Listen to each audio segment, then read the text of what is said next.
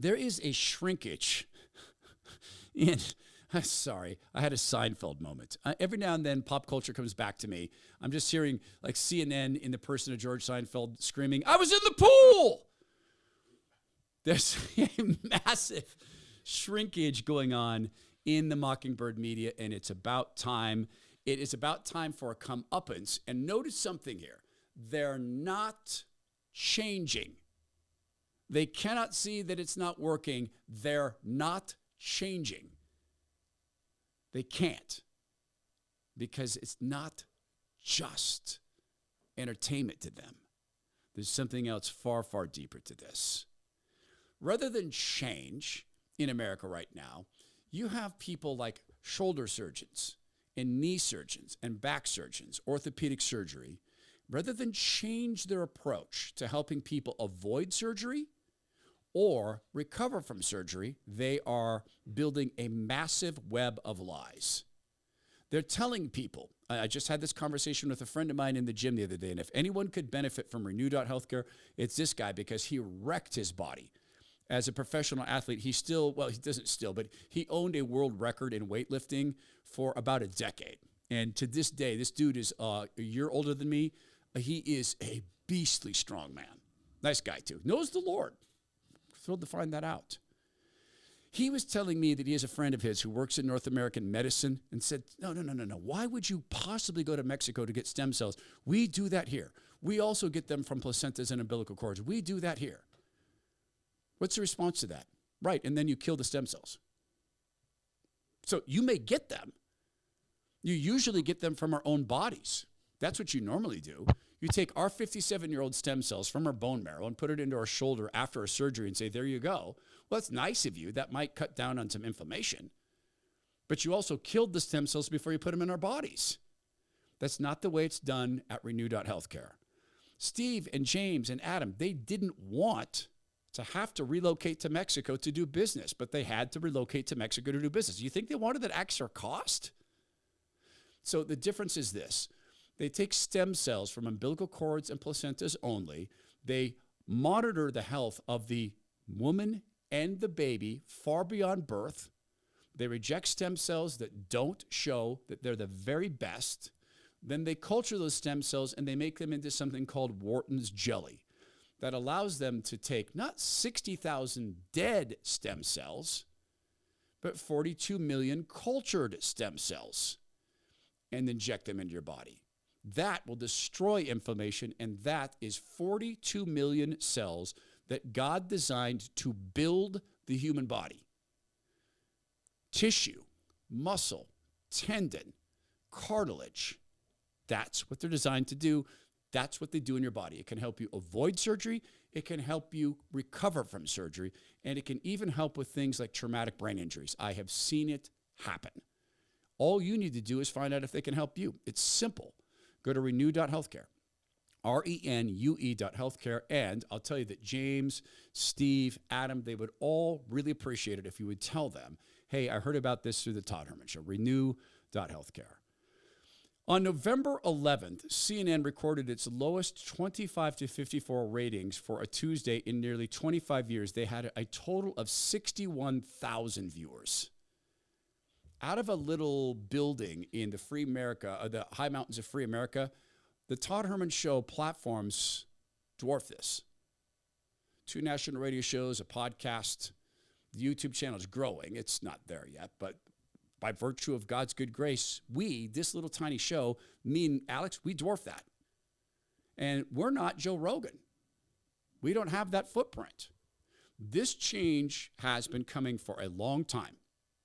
I can remember speaking to Mockingbird media members when I was at Microsoft about the dilution of attention. That there were tiny little sites eating away at their audience, which were multiplying and multiplying and multiplying. And I was told in no uncertain terms, no amateur, no independents can ever compete with us. We've got too much distribution. We have too many pains of entry. Not anymore. Not anymore. So you would think they would examine the business model. What is their business model? Well, part of it is content. CNN lost this big airport distribution, this forced distribution method that was annoying a lot of people. So maybe they changed their content approach. They tried that. They had a president of CNN come in and say, look, we're going to go middle of the road. We're not going to continue to lean left. We're going to try to appeal to middle America. He was sent packing, and now people like Brian Stelter are back at the network. Donnie Lemon's making a new appearance on the network. And so is a guy named Adam Schiff. Not as an employee, we think, but as a so-called contributor. Obviously, he is bringing a group of people to disrupt. I mean, that is what Speaker Johnson said. And I'm wondering about how much anybody in Washington is being introspective at all about why there is this kind of opening for disruptors, if not necessarily these individuals. You were censured in the House last year for, in their view, holding positions of power during the Trump presidency as chairman of the House Intelligence Committee, and according to them, quote, abusing this trust by saying there was evidence of collusion between Trump's campaign and Russia. And I wonder if you are feeling at all introspective at all about that was, according to the Mueller report and according to your Republican colleagues, an overstatement. And I wonder if you think in any way you help set the table for these disruptors. You know, first of all, it wasn't an overstatement. There is evidence of collusion. The Trump campaign manager was meeting with Russian intelligence and giving them internal polling data, just to give you one example. And the Mueller report sets all this out. It does say, quote, the investigation did not establish that members of the Trump campaign conspired or coordinated with the Russian government in its election interference activities, which doesn't mean that he didn't, that there weren't meetings, but they didn't find evidence. Mueller says that too. He says the fact that we didn't find proof beyond a reasonable doubt doesn't mean there wasn't evidence of conspiracy or coordination. So, but look, that's not what people were voting on. People were voting on, is this guy going to improve the economy? Is he going to address inflation? And we didn't persuade the American people that we had a better answer to that question, that we had a better program, agenda, plan, and more than that, I think we failed to persuade the American people that in the voters' point of view, hey, that party, that candidate understands people like me. Imagine thinking this. Our ratings are so low that independent podcasts staffed by 2 people in North Idaho beat us. Get us Adam Schiff! Adam Schiff also apparently called Matt Gaetz a... That's not covered by the speech and debate clause. He's not in the House, the Senate, as he's speaking those words. He's on the TV. If that's true, if he actually said that, of course he should be sued. Things are worse for MSNBC.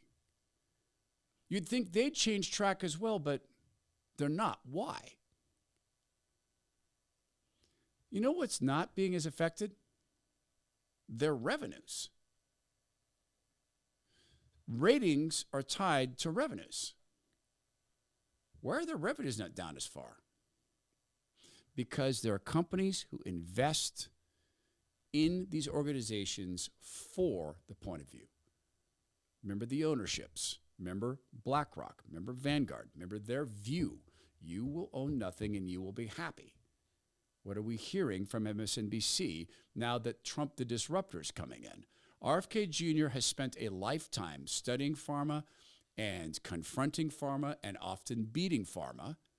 He's coming in as a Democrat. It used to be that Democrats doubted Big Pharma. Back in the day on CNN, Anderson Cooper did a week-long takedown of Pfizer for the biggest criminal fine in history.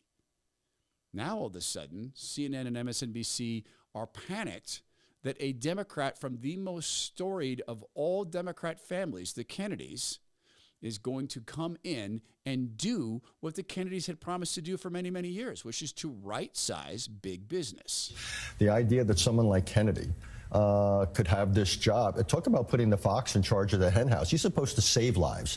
If he actually were to implement some of his policies, Jonathan, people would die. The idea that you'd put a conspiracy theorist in charge of this essential department, we could go on and on.